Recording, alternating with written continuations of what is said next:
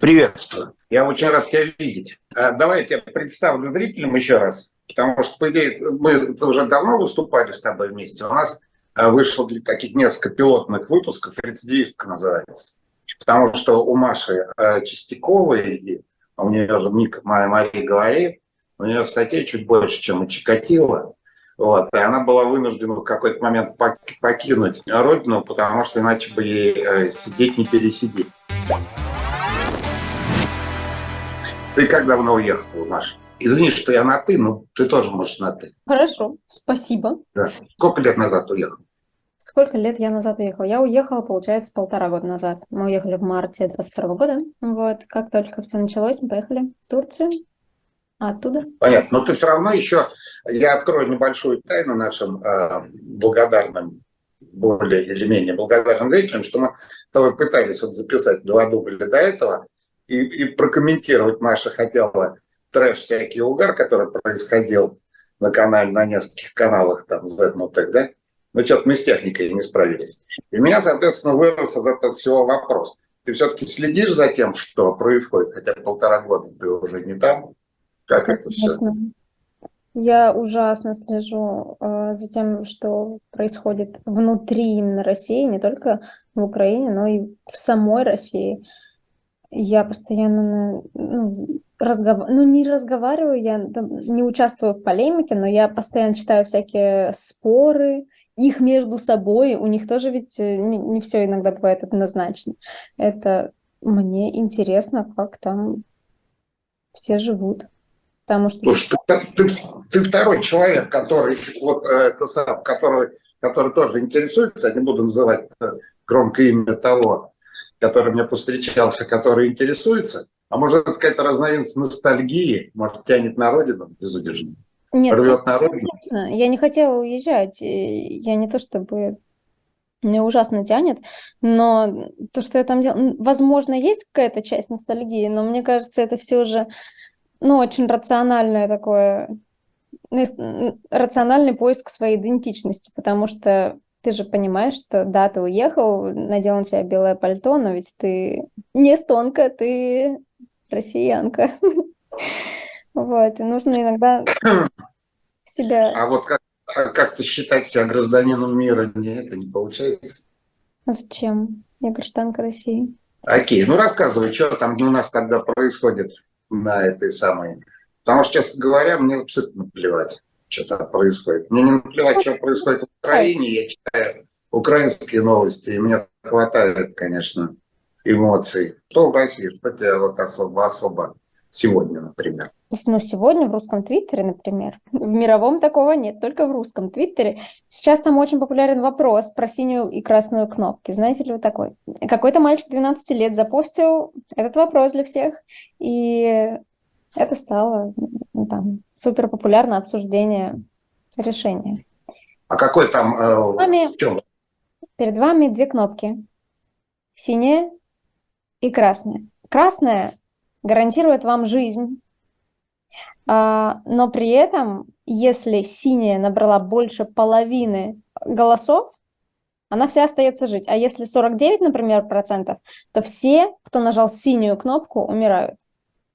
Понятно. Экзистенциональная какая-то история такая Да. получается. Какую кнопку выберете вы? Выберешь ты, Роман Романович? Ой, блин, слушай, ты знаешь, я вот что хотел сказать. Я обдумываю этот вопрос, сейчас я про другое. Смотри, я вот сказал, что наплевать, что происходит в России, и мне должен как-то обосновать. Ну, хотя можно, конечно, и не обосновывать. Смотри, 32 года назад я съездил, я не знаю, когда выйдет этот сюжет, но в любом случае, 32 года назад, ну, в течение пары дней, 32 года назад я съездил к Белому дому, да, когда заканчивался Советский Союз. И это было аж целых 3 века назад. А мне, соответственно, было сколько-то? 24 года. 24 года. И все-таки, получается, четверть века прожил еще при советской власти, да, то есть в другой стране. Для чего, собственно, этот был знаменательный день, происходило вот это все топтание у Белого дома и борьба с коммунизмом, и победа над коммунизмом? Для того, чтобы страна все-таки как-то припала к общему мировому движению, да? при советской власти была единственное светлое пожелание у всех сметить как можно скорее из СССР, сметить как можно скорее. Самый большой конкурс был в МГИМО, потому что там дипломаты были, они могли ездить за границу в будущее. А так-то еще никого не выпускали. Вот. И, в принципе, был вариант или уехать, или как-то так вырулить, чтобы вся страна целиком присоединилась к каким-то мировым движениям. Да? Но вот видишь, 32 года назад присоединяли это все дело, и где мы с тобой сидим? За бугром. То есть можно, конечно, глубокомысленно сказать, что надо было это сделать еще до 91 года, а тебе до рождения, но это просто технически было сложно, и опять же, мы этого не сделали. Но вот как-то так вот круг замкнулся. И насчет этой кнопки, можно, конечно, сказать, что вот какую кнопку не нажимай, что синюю, что красную, а валить надо, да? Ехать надо.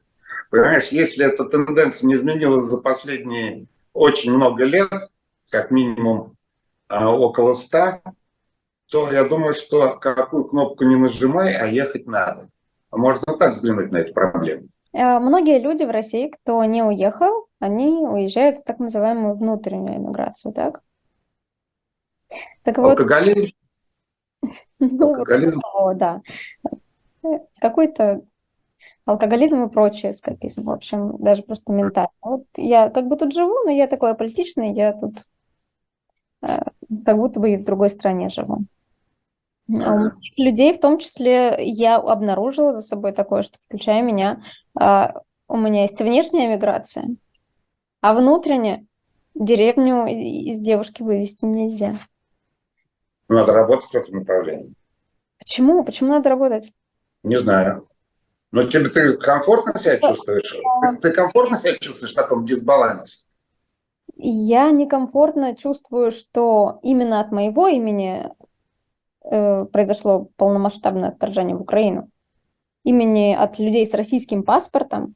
И вот от этой мысли мне уже 1,5 года не то что некомфортно, но оно жжет очень сильно.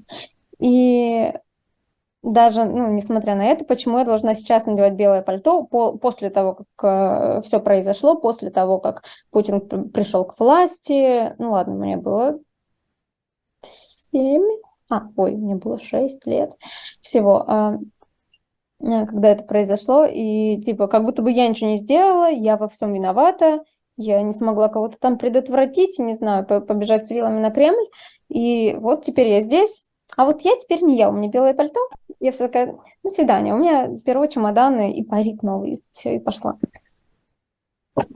Так что не знаю. Слушай, ты знаешь, я в принципе, недаром вспомнил этот 91 год, вот как раз про демонстрации. Перед 91 годом шли демонстрации там, за демократию, и за прогресс против коммунистов. Их не разгоняли. Ну так, сначала разгоняли, потом меньше разгоняли. И я на них не ходил. У меня работы было много, я вообще в Риге в это время находился. И они, правда, несколько лет перед этим шли.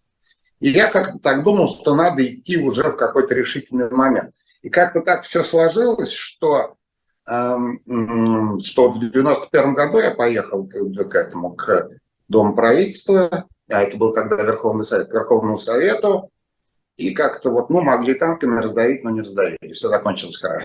Я же счастливый отец детей-подростков, и дети-подростки периодически собирались идти куда-нибудь на демонстрацию. Я им говорю, не ходите никуда на демонстрацию.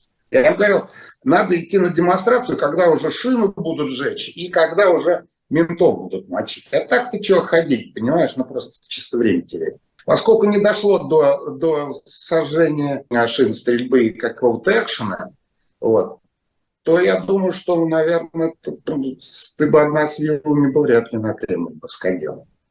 Я как доктор могу сказать, что пока не строят баррикады и пока демонстранты безоружные, то, в общем, ловить-то нечего.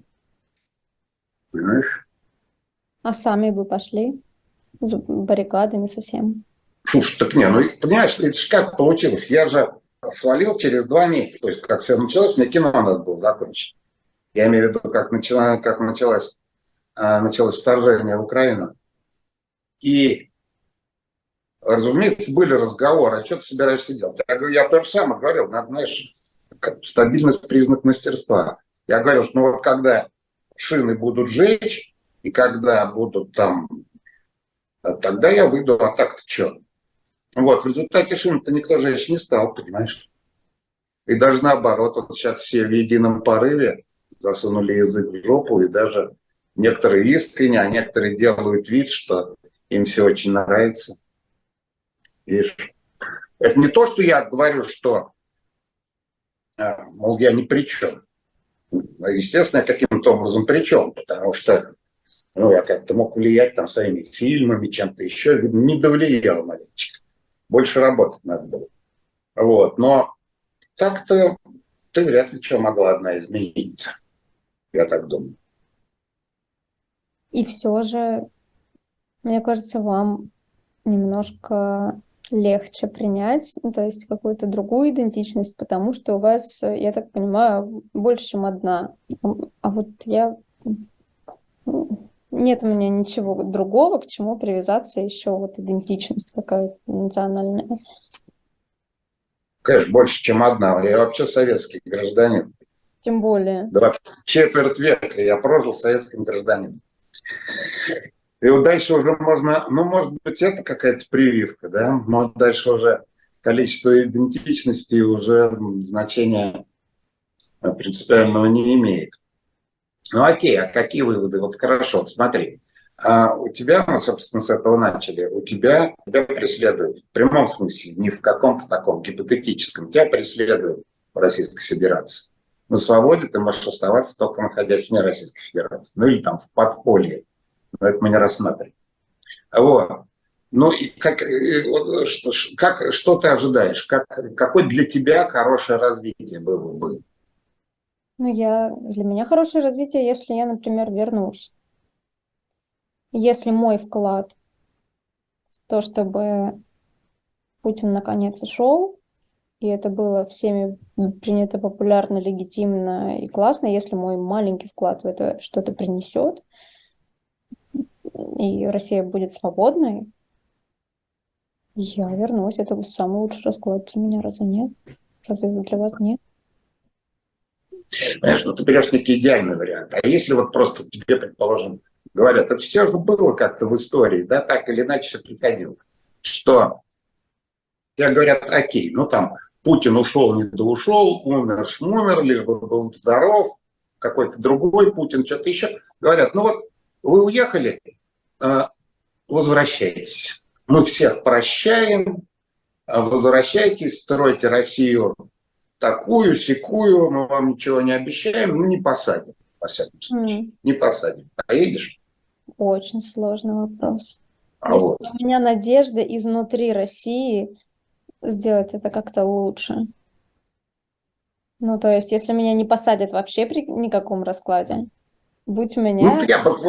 вот берем гипотетическую ситуацию. Я говорю, Маш, я договорюсь. У меня есть несколько знакомых пенсионеров, они там остались, они там большие начальники, да?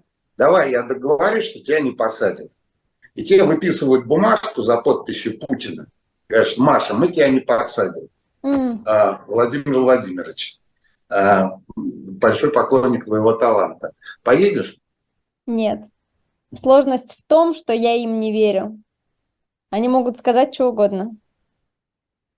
Они могут сказать, что не посадят, они могут сказать еще кучу вещей, что они будут пытать. Вот видишь, ты уже рассматриваешь эту ситуацию как реальную. А я тебе предлагаю гипотетически. Вот ты точно знаешь, что тебя не посадят. Точно знаешь, что тебя не посадят. Как вы загнули? Ты. Ну, знаешь, у тебя есть железная отмазка. Да, поеду. У тебя есть железная отмазка, ты уехала не потому что, ну, понятно, может быть, было противно, может, в один день более противно, в другой день менее противно и так далее, и так далее. Но у тебя, тебя преследуют там, да? Вот. По надуманным статьям про всякую хрень. Вот, за твои убеждения. И у тебя есть железная отмазка, что тебя там могут посадить, и, в принципе, тебе туда ехать не надо. А вот гипотетически возникает ситуация, все там, как бы всех амнистировали, и это вроде как по-честному, да? Да. Ну, не то, что по-честному, но, опять же, берем такую гипотетическую историю, ну, не посадят. Поедешь? Да, да, поеду. Поедешь, да? Мгм.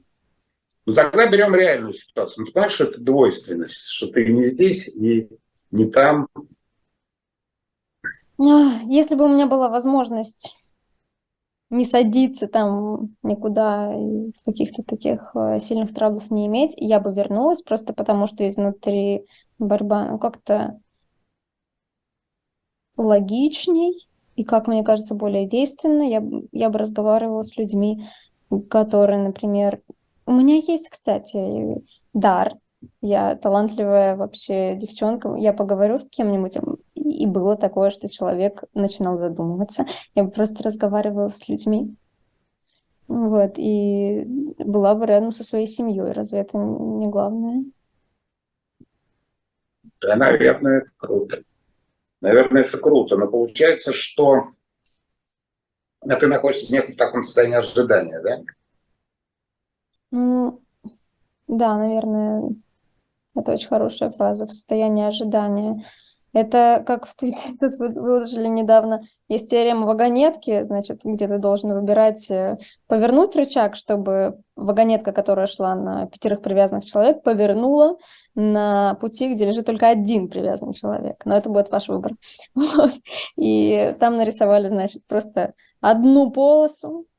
Просто люди вот так привязанные рядком лежат, идет вагонетка, и человечек, у которого нет никакой стрелки, ничего, он не может ничего с этим сделать, он просто один стоит, и это мысленный эксперимент, ты можешь только смотреть. Вот, отсюда, да, я в состоянии ожидания, я смотрю на все, что в России происходит, и понимаю, что ты можешь только смотреть. Ты приедешь, можно будет потрогать. Ну, расскажи, что про Мизулину мы с тобой как-то заходили на этот вопрос, но не зашли окончательно. Ну вот Мизулина, такая девушка, крашеная блондинка, ты мне ее показывал. Я, честно говоря, не знал, кто это такая. Ну и что она делает? Это профессиональная доносчица, собственно, это ее профессия. Она собирает с людей доносы или сама что-то там замечает.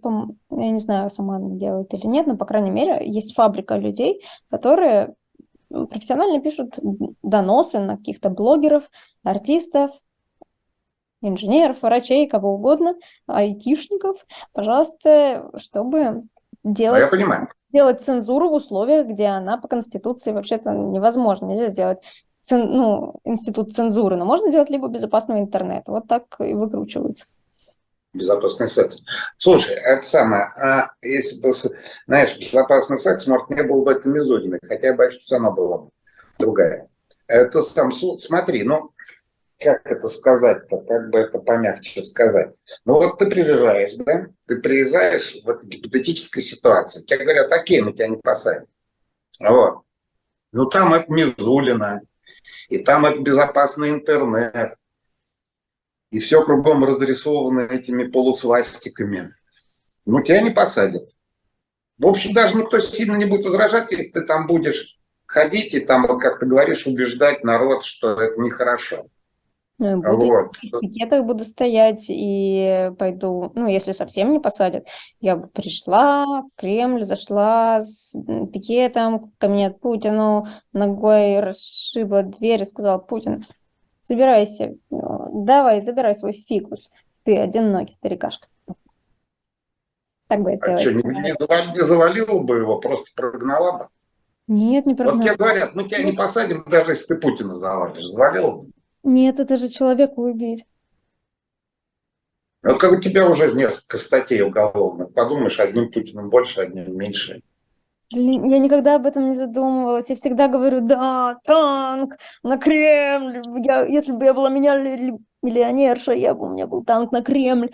Но, типа, сейчас ты сказал, и я такая, в реальности убить человека, это уму непостижимо.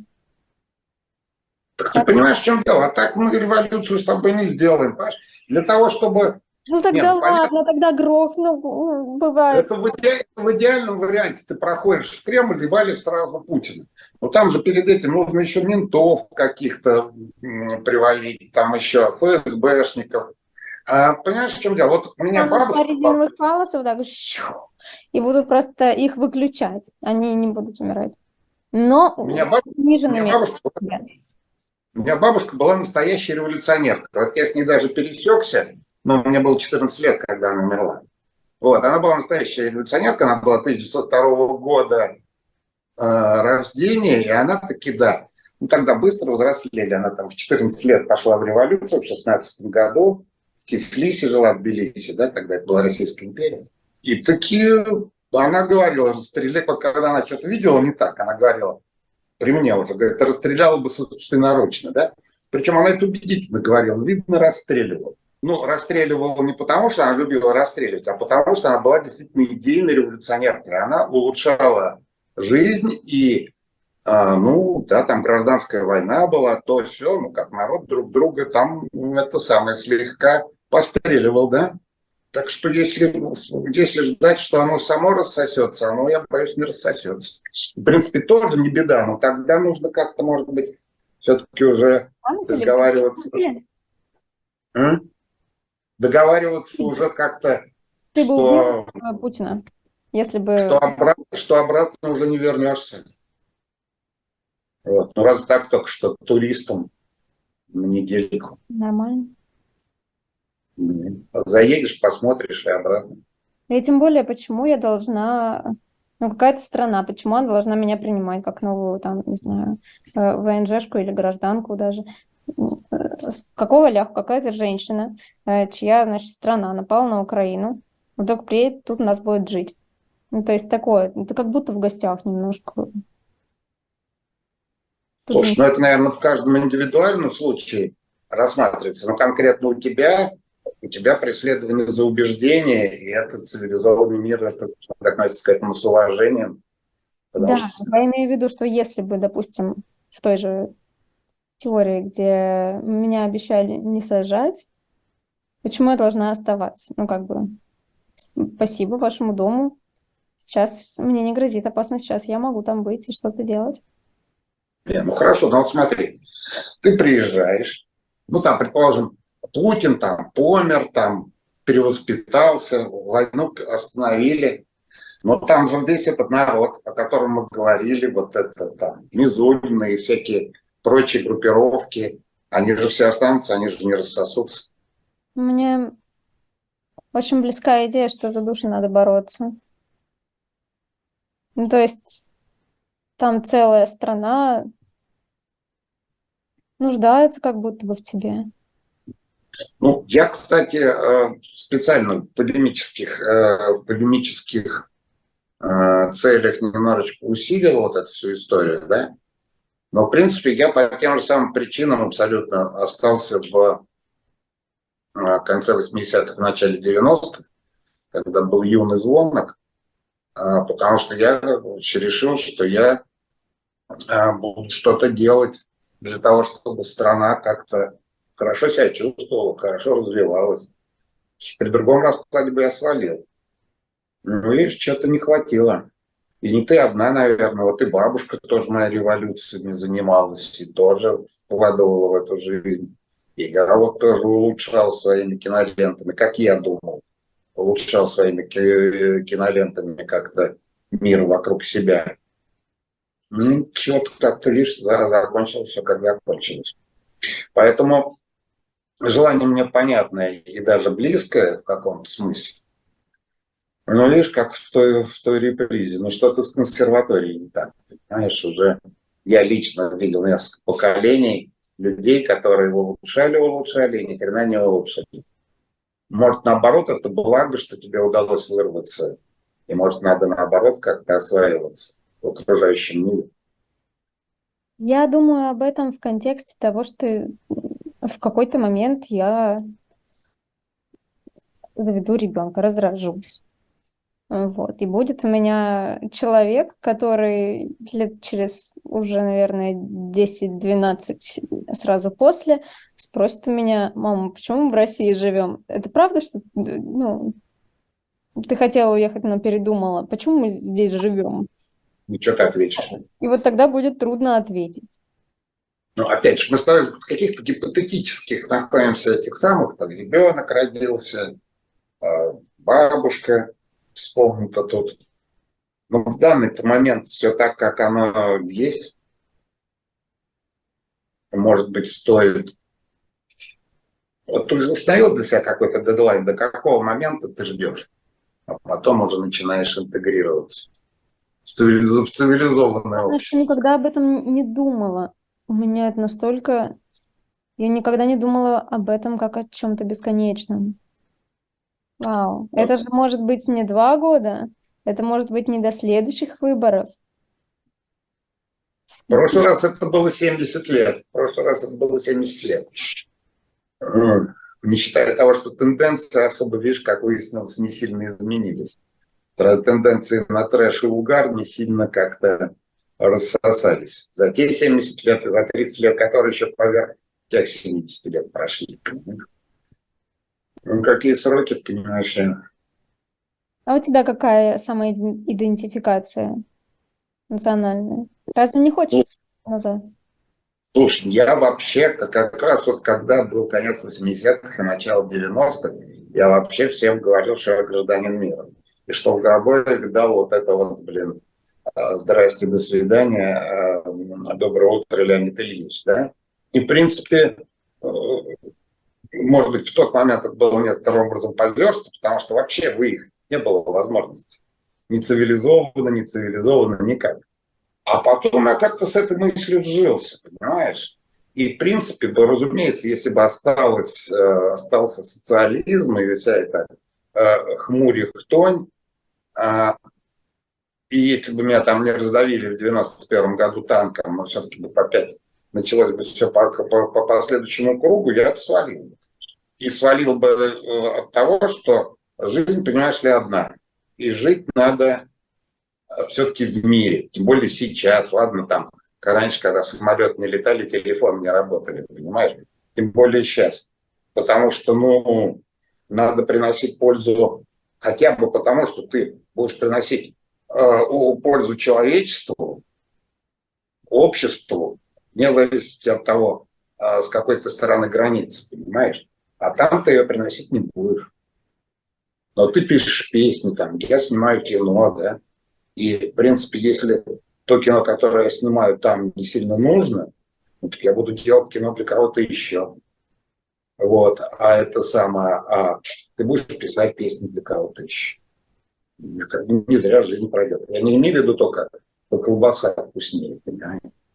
И климат лучше. Я говорю о том, что реализация, понимаешь, в самом широком и самом прогрессивном смысле этого слова. Наверное, так. Как будто когда ты чувствуешь себя человеком мира, у тебя как будто вообще нет гражданства. Ну, то есть у тебя нет за спиной вот чего-то такого тяжелого и ужасного. Потому что, Ну блин, так слушай, ты же, да нет, ну что значит чувствуешь человека? Нет, ты и есть человек мира, ты живешь на определенном глобусе. Если бы ты считал, например, себя марсианкой, то это была бы шизофрения. Понимаешь? Но ты живешь на определенной планете. И вот эти все, вот то, что там начерчены границы, не считая того, что они меняются даже за время одной жизни, они, в общем-то, условность. А то, что надо двигать вперед цивилизацию, это конкретная вещь, потому что если ее вперед не двигать, она двигаться не будет. К этому надо как-то прикладывать какие-то усилия, как мне кажется. Но тут дискуссии нет, понимаешь? Я просто для зрителей и для слушателей нашего сюжета как-то вот давай оставим пока открытый этот вопрос. Хотя для меня он, конечно, абсолютно не открытый, он абсолютно закрытый. Да. Что, безусловно, нужно приносить пользу обществу, и это никак не связано с границей. Понимаешь, это никак не связано с какими-то там местом рождения. Понимаешь, я же тебе говорю, ну хорошо, но ты родилась после того, как Советский Союз накрылся Да. медным тазом, да? Но, в принципе, там прошло не так много лет, и можно считать, что ты тоже родилась еще в Советском Союзе, в постсоветском Союзе. Этого общества уже нет, понимаешь? При этом мир же не развалился, мир развивается. Значит, как надо в этом участвовать, как по мне, понимаешь? Ну, да, готов выслушать твою позицию. Извиняюсь за слово позиция, ну, датская. Я на самом деле сконфужена, поскольку я о таких вещах вообще не думала. Я жила каждым днем, каждый день надо это сделать, надо что-то еще сделать. И я сейчас вообще реально первый раз в каких-то настолько широких вещах задумалась. Тяжко. Ну, это не тяжко, по-моему, наоборот. Ну, давай мы оставим открытый этот вопрос. И если те два преданных нам зрители досмотрят до конца, давай у них спросим, как жить, понимаешь? Как с их точки зрения жить, не как гипотетически. Как бы им хотелось бы, в какой точке они находятся сейчас. Пусть напишут нам комментарий и повысит нам еще просматриваемость нашу. Приятно было, Маша, встретиться. Вот. Взаимно. Более того, все, Машенька, до свидания, целую. Олегу привет. Благодарным зрителям всего хорошего. Пока.